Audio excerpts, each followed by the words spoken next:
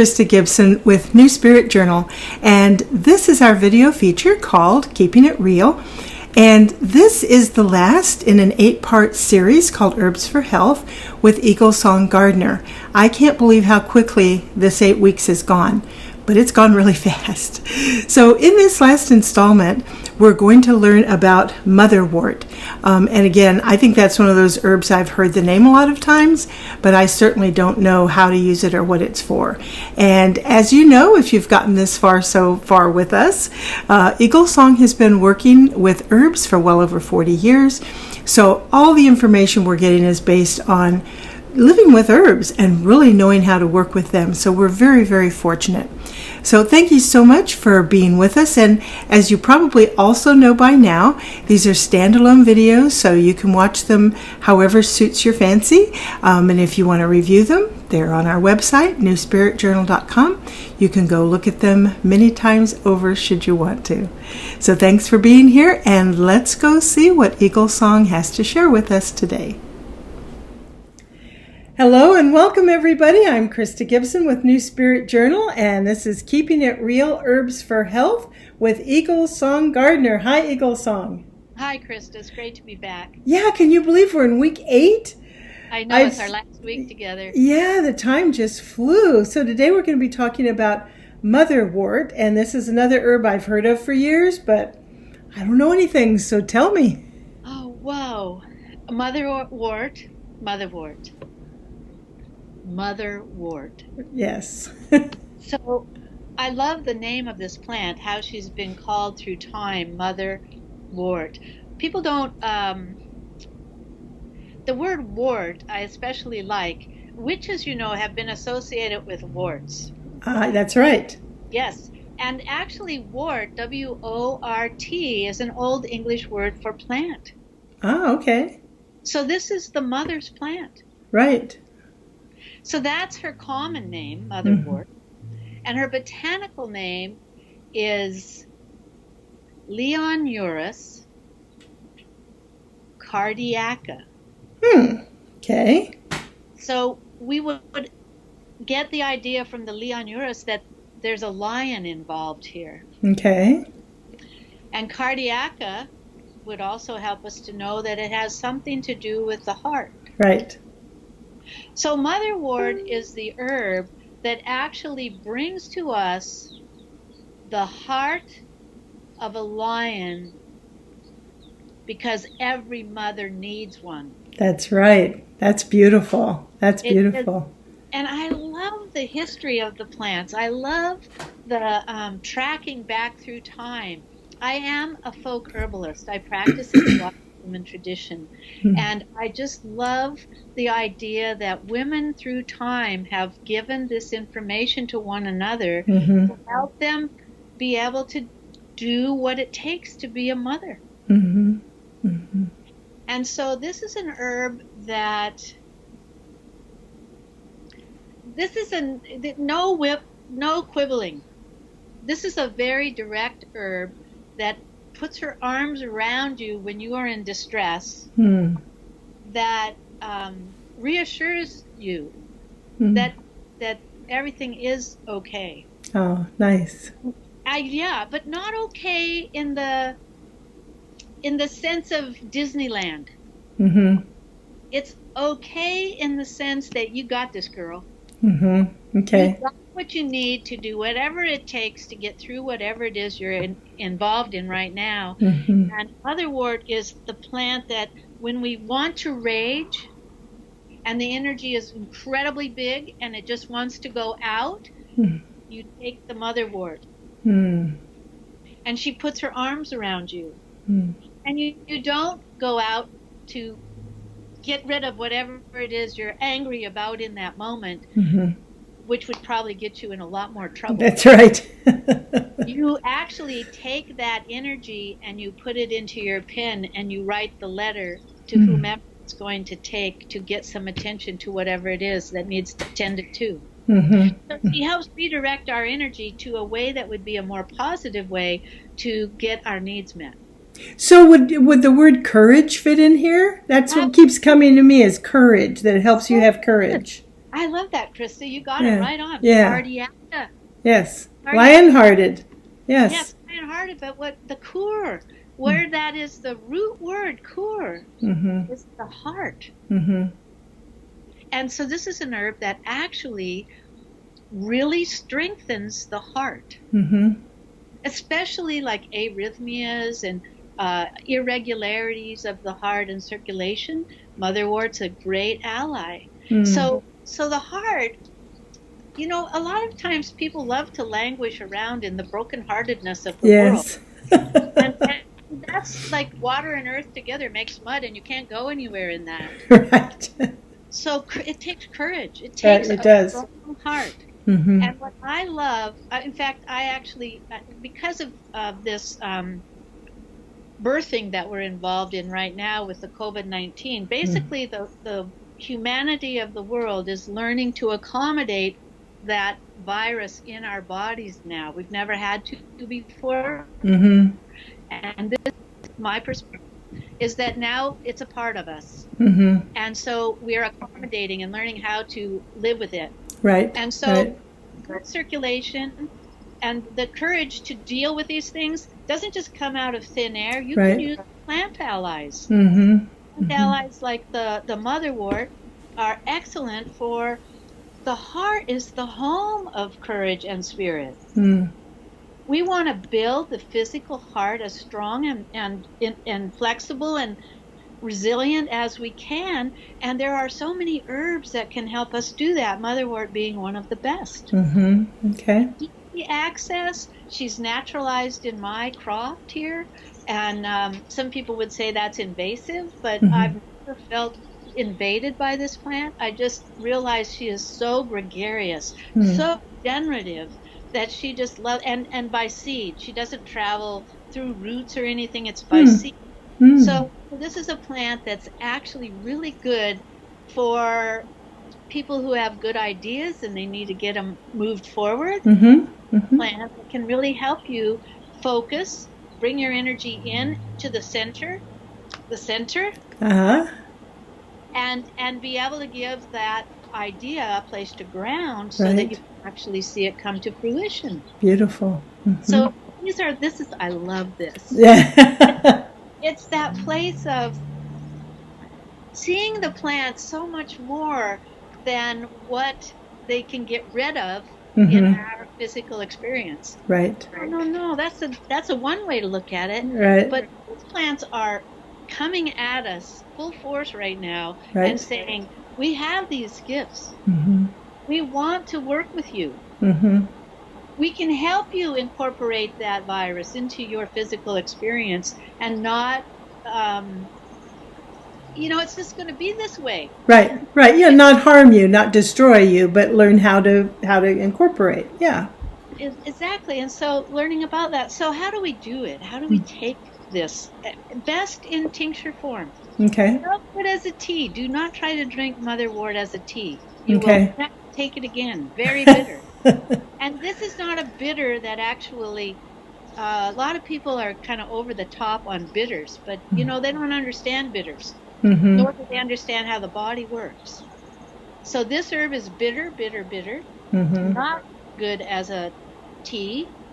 No, I've never made an oil, a topical oil of it, although I'm kind of interested in that now that I say it. Uh-huh. But it's best as a tincture, Okay. an alcohol extraction. Now that I found out where the camera is, Yeah. Yeah. That's dark. That's really it's dark. very, very dark, and it actually Very dense. turns the bottle. I don't know if you can see this. Uh-huh. Yes. Actually turns the bottle dark. Yeah, I so see it's that. rich in antioxidants. Mm-hmm. Mm-hmm. So we're going to just put, well, I have a little dasher thing here. We can just dash, dash, dash, dash, dash. Uh-huh. However many drops that was. This is not nuclear science. Right. Thank goodness. Use this tincture, a teaspoon, 2-3 times a day. Depends on what you're doing, what you're dealing with. Mm-hmm. If How you much have you need. patches or, it's a menopausal woman's super ally. Okay. And so because she's going through a change, right? Right. Humanity is going through a huge change right now and birthing itself into a new experience of what it means to be human on our planet. Mm-hmm. Great ally. Mm-hmm. Sounds like, I'll yeah. put motherwort in water or herbal infusion before taking it. I'm going to have some right now. Mm-hmm. We'll see your courage develop immediately. Totally. Actually has a hint of chocolate. Oh, interesting. Yeah. In the tincture form. What I really want is that people understand, don't put the alcohol right in your mouth. Right, right. Put it in water. Not Yeah. good for you because it actually kills the cells in your mouth. Okay. All right. Put it in water, put it in tea, put it in some other liquid that you can drink. Mm-hmm. And then you can take it. There's so many different ways that you can take herbs into your body, but with tinctures generally, well, let's just do this.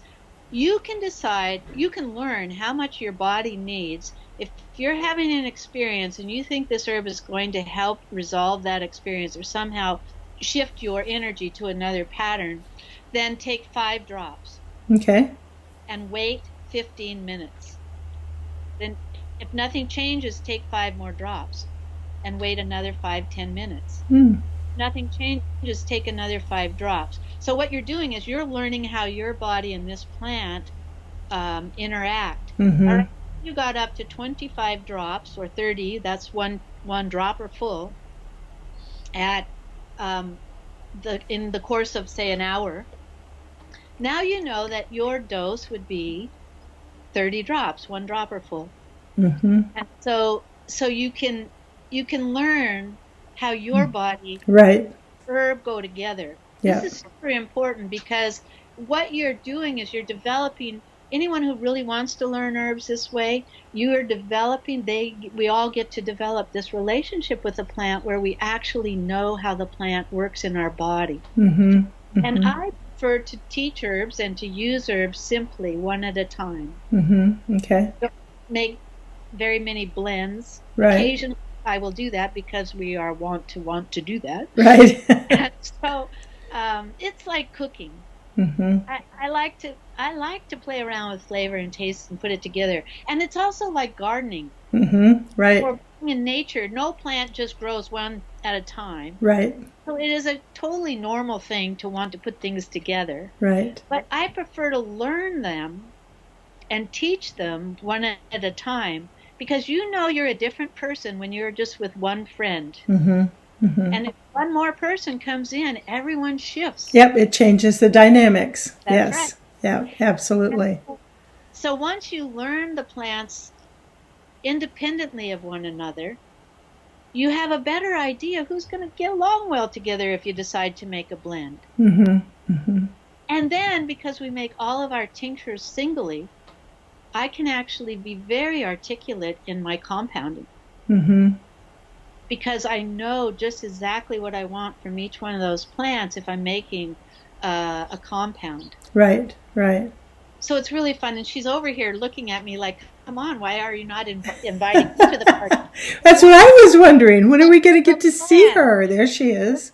Motherwort, Leonuris cardiaca. Ah, beautiful. Yeah. And it is a beautiful plant. It's in the mint family, has a very square stem. Mm-hmm. It is not aromatic in the way most mints are. It has almost a bitter green smell. Huh. The part of the plant that you want to tincture, when it grows up and it gets tall, it can get up 5 foot, 6 foot tall. The flowering stalk is the part that we make into the tincture. Okay. And so different people, you can play with it. You can actually tincture it when it's first starting to flower. You can tincture it later as it gets more mature in the flowering. And then you can take those different tinctures and you can actually start to figure out when the plant has the energy that you're looking for. Mm-hmm. So, see, it gets incredibly articulate. Right, yeah. If you were a chef and you wanted to have that nuance, that real nuance. Right. Or yeah. a winemaker, before people could make wine with all kinds of chemicals, which, right. 1964, that was not allowed. And in 1964, they changed the way that people could make a wine. They took it from an art and a craft, and they turned it into a science, which meant you could use any kind of chemical you wanted to make it taste however you thought it should. Right, yeah. We can't supply as much wine as the world has now if it wasn't that way. If they hadn't done that, yeah. And I actually prefer the old way, where there's appellations, where people actually know where plants come from. Right. They actually have a home on the planet, and they belong in that place. Right. As do we. Yeah. But we are past that. Yeah. Although we may be coming back around to it. We might be. It's a good idea.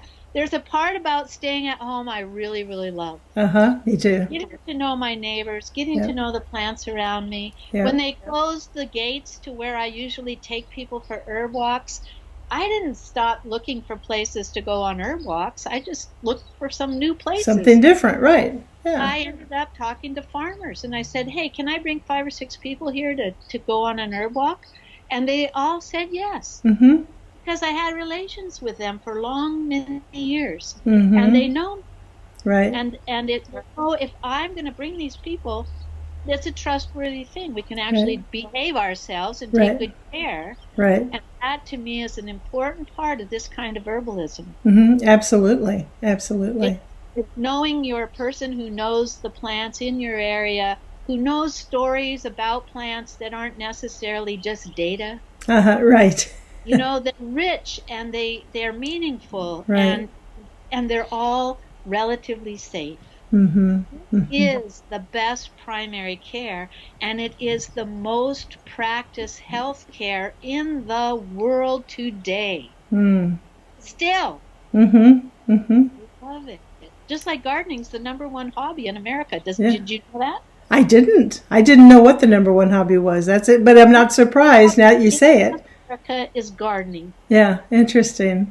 It's because also marketing to gardeners is pretty hard. Not so hard now, but because people don't know how to do it anymore. But originally, they are very self-contained people. Right, yes. They don't need to go out and buy the new glitzy thing because they're happy doing what they're doing. Right, exactly. Yeah. I think the world is becoming more gardeners and more herbalists.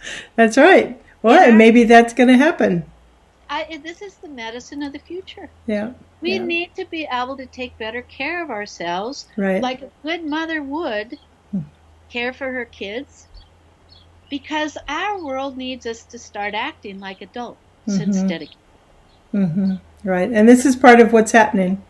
Taking care of the generative garden we've been put in. I'm just on my soapbox right now. Yes, you are. But I tell you what, I love plants so much, and I love turning people on to them and seeing how excited they get when they try these things in their own home and it works. Right. Their faces light up. Yep.